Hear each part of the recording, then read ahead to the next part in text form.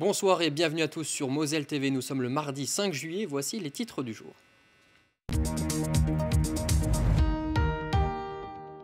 Ils sont là, les résultats du bac sont tombés ce mardi pour les 710 000 candidats du CRU 2022.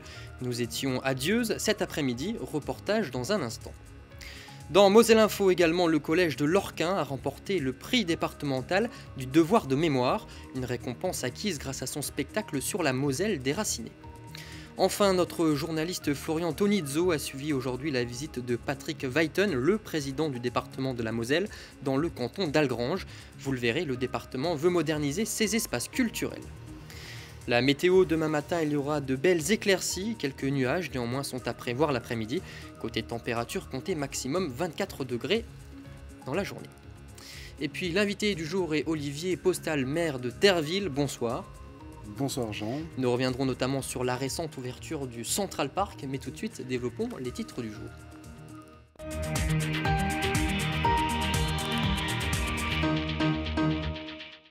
Ça y est, le verdict est tombé pour les 23 000 candidats lorrains passant leur bac cette année. Les résultats dans l'académie Nancy-Metz sont accessibles depuis 10 h ce matin. Entre scène de liesse pour les diplômés et déception pour les non-admis, ce mardi 5 juillet était une journée pleine d'effervescence dans les lycées mosellans. A noter que c'est la première fois que les épreuves se déroulent en intégralité depuis la réforme du bac. Reportage au lycée Charles Hermite à Dieuze avec Ghislain Schumacher et Arnaud Demerlet. Peu avant 14 h, les 105 candidats du lycée Charles Hermite patientent avant de connaître leurs notes. Ces quelques minutes d'attente sont l'occasion de se retrouver et de se féliciter avant que chacun n'emprunte sa voie dans les études supérieures. Pour Alexis, l'obtention de son bac représente la fin d'un cycle. Depuis la 6e, il y a quand même beaucoup de travail qui a été fait, donc je suis content d'avoir eu ma mention très bien cette année, quoi. Après, c'est qu'une première étape. L'année prochaine, je vais faire médecine. Du coup, le plus dur reste à faire encore, donc voilà. Ça y est, les portes des salles s'ouvrent. Chacun peut venir récupérer son relevé de notes, avec parfois quelques bonnes surprises. 19 au concours. J'étais refait, parce que je pensais pas avoir d'aussi bonnes notes pour l'instant. La physique, j'ai eu 13, et je m'y attendais pas du tout parce que c'était un peu dur en début d'année, mais au fur et à mesure, j'ai su m'améliorer et là, j'ai chopé une bonne note, enfin pour moi. Dans ce lycée, aucun élève n'est non admis et 2 des candidats ont même obtenu les félicitations du jury avec une moyenne supérieure à 18. Une vraie performance pour l'établissement après 2 années d'enseignement tronquées par le Covid-19. Ce sont des élèves qui ont souffert, bien sûr, comme tous les lycéens de la crise. Cela étant, cette année, nous avons pu les accueillir en présentiel tout le long de l'année. Les professeurs ont mobilisé tous les moyens mis à notre disposition pour les entraîner, pour les encourager, pour consolider les compétences. Et donc, c'était quand même, on était confiants. Ici, on espère que le taux de réussite finale de l'examen, après rattrapage, sera de 100%. Pour rappel, l'an dernier en Lorraine, 92,86% des candidats avaient obtenu leur baccalauréat. Nous restons en Moselle Sud, du côté de Lorquin désormais. Le collège du village a été récompensé par la section départementale de l'Association nationale des membres de l'Ordre national du mérite. Un prix pour son projet mémoriel, un spectacle sur le thème de la Moselle déracinée. La dernière représentation avait lieu ce lundi après-midi. Reportage Ghislain Schumacher. Le 3 septembre 1939, la France déclare la guerre à l'Allemagne nazie. Entre 1939 et 1940, ce sont près de 400 000 Mosellans qui sont arrachés de leur terre natale et exilés vers 48 départements français. Dans ce spectacle, les collégiens lorquinois racontent chacun le parcours de l'un de ces déplacés. Nous, on avait l'habitude que des villages, les maisons soient regroupées, mais ici, les maisons sont disséminées dans la campagne. Je suis donc Paul, c'est un déporté mosellan qui va donc être déporté de Lorquin jusqu'à Lumbeil. Et donc qui reviendra en 1945 après la guerre. Il le vit très mal, il quitte son chez-soi, il se fait exclure et quand il revient, tout ce qu'il a connu et tout ce qu'il avait avant a été détruit. Ce projet artistique et historique a émergé il y a 2 ans sur une idée de la principale du collège. Cette année, une 60aine d'élèves et le personnel de l'établissement ont enfin pu travailler main dans la main pour créer ce spectacle. Nous avons travaillé d'abord tout ce fond historique et de là les élèves ont choisi par eux-mêmes différents tableaux qui les intéressait de pouvoir raconter à d'autres élèves, puisque le but est vraiment de faire un devoir de mémoire de pair à pair. Sur la forme, leur représentation est également composée de chants et de danses, illustrant les émotions des exilés mosellans de leur départ jusqu'à leur retour sur leur terre. Lisa, elle, a créé plusieurs chorégraphies pour ce projet qui lui tient particulièrement à cœur. Je connaissais quelques petites informations sur toutes les personnes qui ont subi ce moment-là et je voulais leur faire un hommage. Même s'ils ont eu des traumatismes à cause du passé, ils sont libres tout simplement et ils ont regagné leur territoire comme avant, et ils sont avec leur famille. Après avoir obtenu la médaille de bronze du souvenir français, les artistes du jour ont reçu le premier prix départemental du devoir de mémoire des mains de l'Ordre national du mérite. Ils ont été sélectionnés parmi de nombreux dossiers de candidature. Chaque établissement propose un projet qui est complètement différent. Nous avons par exemple le collège de Marange qui a travaillé sur un projet franco-allemand sur la résistance en France et en Allemagne. Mais nous pouvons aussi, et ça c'est nouveau, récompenser les projets d'initiative mémorielle qui peuvent émaner de n'importe quel citoyen. Grâce à ce premier prix, le spectacle a été enregistré pour en faire un DVD. Ce dernier sera utilisé comme support pédagogique dans d'autres établissements scolaires dès la rentrée prochaine. 11% d'absentéisme en raison du Covid, un manque cruel de personnel paramédical. Telle est la situation au cœur des hôpitaux de l'arrondissement de Sarreguemines. Avec 35 postes vacants sur le territoire, il est devenu nécessaire de fermer plusieurs lits pour la période estivale. Environ une quarantaine à Sarreguemines et une vingtaine à Bitche. Explication avec Pascal Schmitt, directeur par intérim des hôpitaux de Sarreguemines, au micro de nos confrères de Mosée Cristal. La problématique des hôpitaux à l'heure actuelle, c'est une problématique de personnel, notamment de personnel soignant, que ce soit des infirmiers ou des médecins sur des petits services. Nous avons pas mal d'absentéisme, ce qui fait que nous allons fermer, notamment sur le mois de juillet, entre 50 et 57 lits d'hospitalisation sur le CH. Nous avons essayé d'équilibrer pour laisser une offre de soins au service de la population la plus grande et la plus vaste possible pour qu'il y ait une bonne prise en charge dans le bon service. Donc on aura quelques lits qui seront fermés dans différents services. En chirurgie, nous allons fermer 12 lits, en gastro-entérologie 6 lits, en pneumologie 10 lits, en médecine 13 lits, en médecine de Bitche 10 lits en moyenne. Sur le mois d'août, nous aurons très certainement un petit peu moins de lits fermés puisqu'il y a des retours qui sont prévus. Il y a des sorties d'école qui vont arriver, de nouvelles infirmières qui vont arriver. Donc on espère pouvoir ouvrir un certain nombre de lits au mois d'août, notamment la pneumologie et la gastro-entérologie. Le service des urgences est complet grâce aux efforts qui ont été faits par le personnel personnel médical et le personnel paramédical.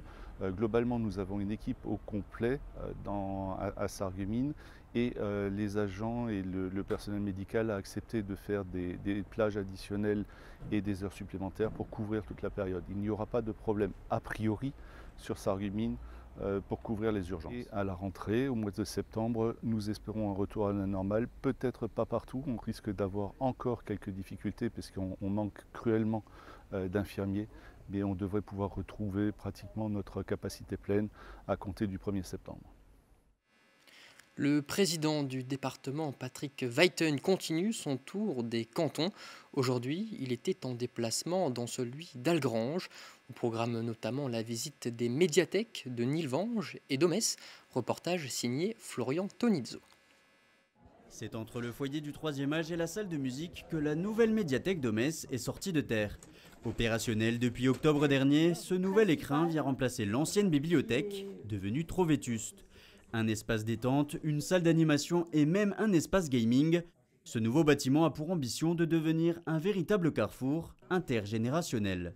Ici, regrouper tout sur le même plan de plapied, avec un square au milieu qui permet les rencontres, d'ailleurs ça s'est déjà vu, ça s'est fait déjà, en très peu de temps déjà on a créé des liens beaucoup plus profonds, beaucoup plus conséquents qu'avant.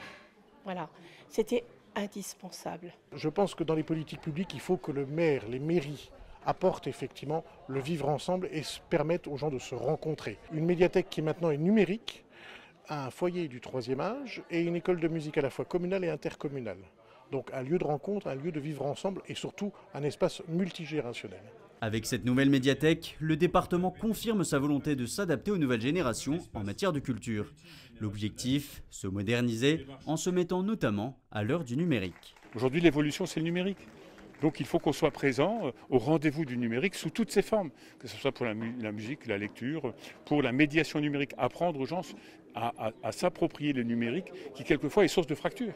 Et donc il faut faire évoluer pour attirer notre jeunesse vers la lecture, vers ce besoin nécessaire de pouvoir échanger avec l'autre, pas uniquement avec des moyens numériques qui sont des moyens plutôt impersonnels, mais avec la lecture qui est un lieu de rencontre aussi.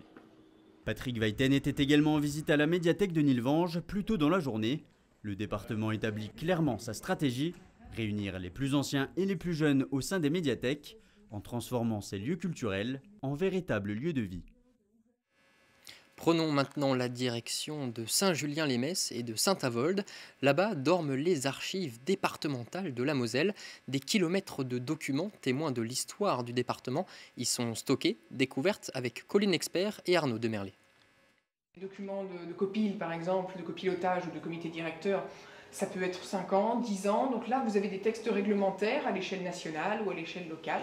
État civil, jugement ou encore permis de construire, aux archives départementales de Saint-Julien-les-Metz, les 40 km de documents sont soigneusement stockés entre 16 et 20 degrés, avec un contrôle très strict du taux d'humidité. On y trouve quelques trésors de la Moselle, comme ce cadastre napoléonien, une vraie mine d'or pour les passionnés d'histoire. Préserver et transmettre la mémoire du département, c'est la mission que le directeur des archives départementales prend particulièrement à cœur. C'est un métier de polyvalence, c'est-à-dire de polyvalence active. Tous les jours, on ne fait pas la même chose. Parfois, d'une heure à l'autre, on change d'activité, on répond à une recherche, on va chercher un document à restaurer, on regarde si un transfert numérique a eu lieu. Et puis, c'est un métier aussi qui évolue d'année en année, c'est-à-dire que ce que j'ai fait il y a 30 ans, aujourd'hui, je le fais encore, mais j'ai ajouté. Et j'ai diminué forcément la quantité de ce que je faisais il y a 30 ans. Il n'y avait pas d'archives numériques il y a 30 ans. Et mes successeurs auront à gérer principalement le problème des archives numérique, pas principalement, pas uniquement. L'histoire n'a pas d'autre choix que de côtoyer la modernité et se prêter à un processus de numérisation. L'an passé, 70 000 usagers ont utilisé les services en ligne des archives départementales, tandis que moins de 1000 visiteurs se sont rendus sur place à Saint-Julien. C'est vraiment un trésor inestimé, et quand on voit le travail que c'est et le coût que ça représente pour le département, je pense qu'il ne faut pas regarder là-dessus. C'est le trésor qu'on a qu'il faut maintenir.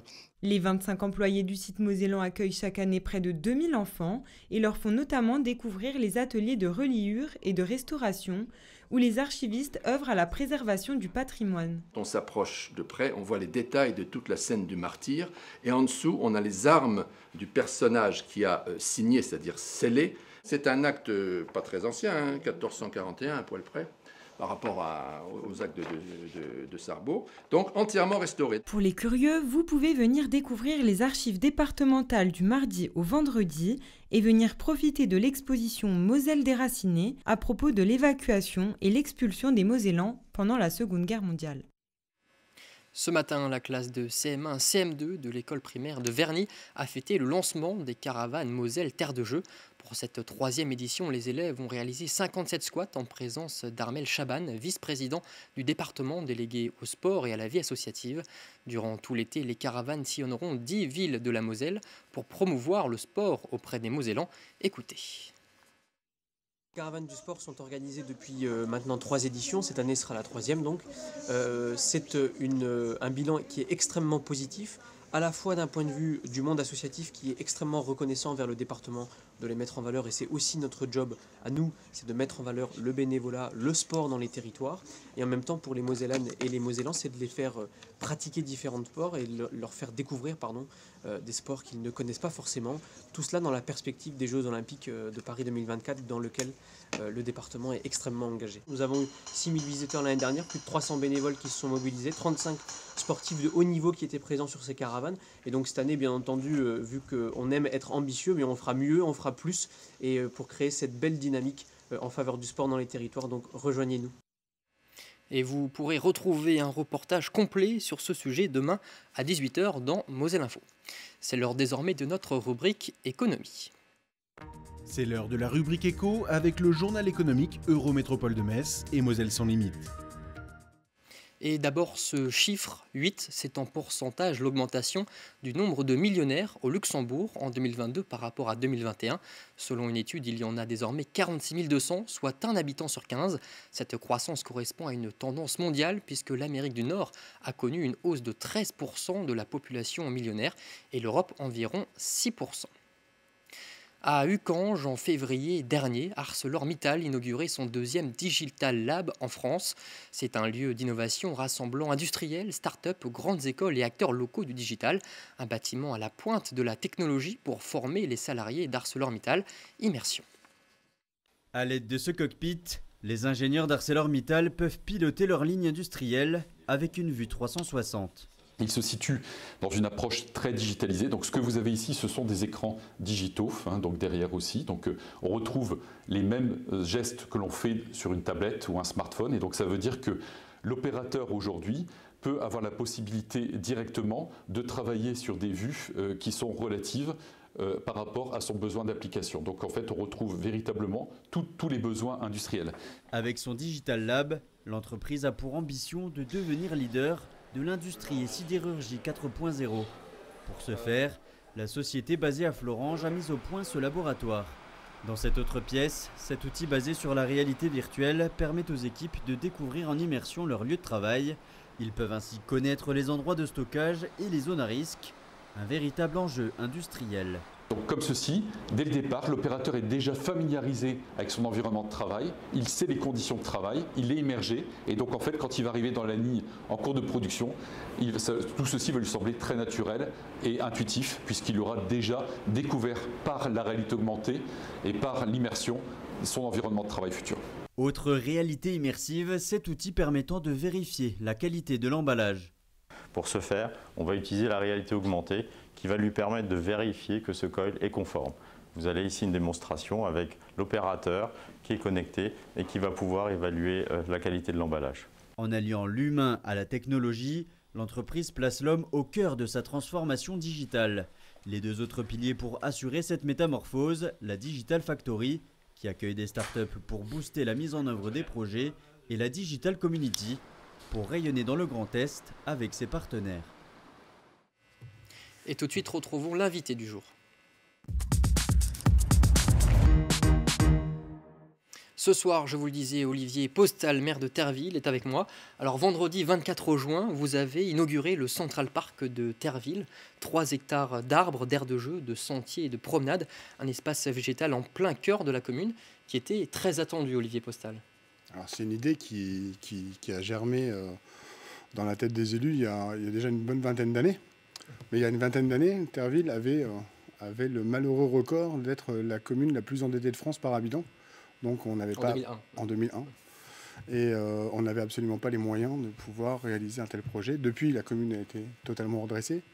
Et c'est vrai que c'était attendu parce que, notamment après la période de Covid et de confinement, la population recherche des espaces où elle peut se retrouver, où elle peut se poser, où elle peut se détendre, où les enfants peuvent jouer en toute sécurité, où les sportifs peuvent s'adonner à leur passion. Et donc on a créé cet espace en plein centre de Terreville. Et vu les fréquentations depuis l'inauguration... Quel retour vous avez pour l'instant justement sur cet espace ? Il suffit de voir la fréquentation et de voir les gens le nombre de personnes qui s'y rendent et qui utilisent les installations pour se rendre compte que c'est un franc succès. Alors, le Central Park héberge 3 ruches dont s'occupent 3 agents municipaux. Il y a aussi cette volonté pour Terreville d'avoir également un élément écologique majeur dans la commune. Toutes nos réflexions sur tous nos projets, on a vraiment des préoccupations environnementales majeures. Alors ce parc a été totalement conçu depuis sa conception, les étapes de réalisation jusqu'à sa réalisation totale, a été conçu dans un cadre environnemental très précis. Alors effectivement, il y a des ruches, mais on a quand même planté 6000 sujets. Ça va de la petite fleur jusqu'à l'arbre, jusqu'à l'arbre fruitier.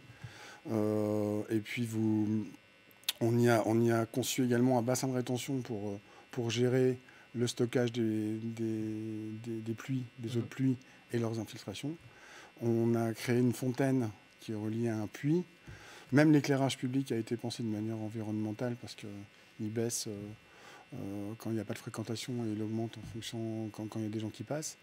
Et puis effectivement, on a installé des ruches, 3 ruches. Et ça fonctionne bien parce que l'environnement doit être propice parce que déjà à l'heure actuelle, nos abeilles ont produit 22 kilos de miel en 2 mois. En 2 mois, vous les avez installés il y a 2 mois les ruches, c'est ça? À peu près, il y a 2 mois et demi. Et on a déjà récolté 22 kilos de miel. Donc ça veut dire que l'environnement est assez propice à la biodiversité et on ne peut que s'en féliciter. Alors ce parc, c'était un des gros projets de votre début de mandat. Il caractérise bien finalement, selon vous, votre envie de conserver, comme vous le dites si bien dans la presse, cet esprit de village de Gaulois. Alors village gaulois, c'est pas un village fermé. C'est tout le contraire. C'est un village ouvert. Mais c'est vrai qu'à Terville, on a d'abord une histoire qui est un peu forte. Et puis, on a cette chance d'avoir à Terville beaucoup de talents, beaucoup de personnalités, de talents dans le domaine du sport, dans le domaine de la culture, dans le domaine économique. Et c'est vrai que tout ceci fait qu'on ne fait pas forcément les choses comme les autres. Le Central Park, c'est un exemple. C'est assez rare qu'une commune consacre 3 hectares de son foncier dans un contexte de pression immobilière forte pour créer un parc. Alors que j'ai eu des propositions dithyrambiques de tous les promoteurs de la place pour pouvoir y construire de l'habitat. C'est un exemple. Alors vous parliez de village ouvert, justement, il y a cette proximité avec le Luxembourg, c'en est le témoin. Oui, la proximité avec le Luxembourg, pour Terville, c'est une chance. En moyenne, à Terville, dans chaque foyer, vous avez au moins une personne qui travaille au Luxembourg. Voilà, on est extrêmement bien placé. Hein. En plus, on est desservi par 4 sorties d'autoroute. D'abord, on est traversé par l'autoroute A31. Et en plus, on est desservi par potentiellement 4 sorties d'autoroute. Là-dessus, vous rajoutez une image vous disiez village gaulois, mais enfin, de village paisible et de village où il fait bon vivre. Et c'est vrai qu'on est extrêmement prisé en ce moment pour pouvoir accueillir de nouvelles familles. Alors après 2 ans en tant que maire de Terville, quel regard vous portez sur le début de votre mandat? Alors moi, je le dis clairement, hein, je suis un maire, ce qu'on appelle un maire Covid, vous savez. On a gagné les élections le 15 mars, le 16 on a créé une cellule de crise, le 17 on était confinés. Donc je suis vite tombé dans le grand bain, parce qu'il a fallu qu'on mette en place tout un process pour permettre de répondre aux habitants, pour aller chercher les courses pour les personnes âgées, les médicaments, prendre en charge toutes les difficultés qu'il pouvait y avoir à l'époque, et mettre en place un centre de vaccination, enfin tout cela. Et pas les meilleures conditions pour débuter un mandat, pour un nouveau maire? Non, mais je crois non, c'était pas les meilleures conditions, mais je crois que même si c'était le 3e mandat, ça n'aurait pas été des très bonnes conditions. Ce qu'on a vécu, c'était quand même un fait historique tout à fait exceptionnel et extraordinaire. J'espère que tout ça est derrière nous, même si les chiffres qu'on nous annonce nous annoncent une vague pour la rentrée, voire même pour la fin de l'été. Alors pour laisser la crise sanitaire derrière nous, pour terminer, un mot sur la très belle saison du TFOC. Quelle chance, j'imagine, d'avoir une équipe de standing dans sa commune. Oui, alors le TFOC, c'est en fait un club qui est extraordinaire, hein, de par ses résultats et de par son management. Il a été porté, il a été construit et réalisé justement par une des personnalités tervilloises dont je vous parlais tout à l'heure, hein, Daniel Monkowski, qui a porté totalement son projet et qui a hissé son club sur les plus hautes marches nationales, et maintenant ils vont même jouer au niveau européen. Donc c'est vraiment une grande fierté pour nous. Mais c'est vrai que TFOC, ça veut dire Terville Florange Olympique Club. Donc c'est un club qui est porté par 2 communes, par 2 agglomérations, qui est soutenu par le département, la région. Donc on est plein de partenaires. Alors c'est vrai qu'on a construit un gymnase totalement adapté à la pratique du volley. Donc tous les matchs se passent à Terville. Les matchs phares depuis la construction se passent à Terville. Et c'est vrai que c'est une vraie locomotive et c'est une vraie fierté pour nous, bien sûr. Puis on espère de meilleurs résultats encore que cette année pour l'année prochaine. Merci beaucoup, Olivier Postal, d'avoir été avec nous ce soir. Nous terminons cette séquence d'informations avec l'image du jour, comme chaque soir. De fortes perturbations sont attendues sur les rails dans la journée de demain. La raison, une grève des cheminots concernant des mesures de rattrapage salarial de l'inflation. Seulement un TER sur 3 devrait circuler. Le mouvement national a commencé ce mardi et durera jusqu'à jeudi. Pour connaître le détail des trains circulants, rendez-vous sur l'application mobile SNCF ou sur le site TER Grand Est. Et voilà, c'est sur cette image que se termine Moselle Info. Tout de suite, retrouvez la météo avec René Anne, suivi de Moselle Sport et de Naturellement Moselle. Je vous souhaite une excellente soirée sur Moselle TV. À demain.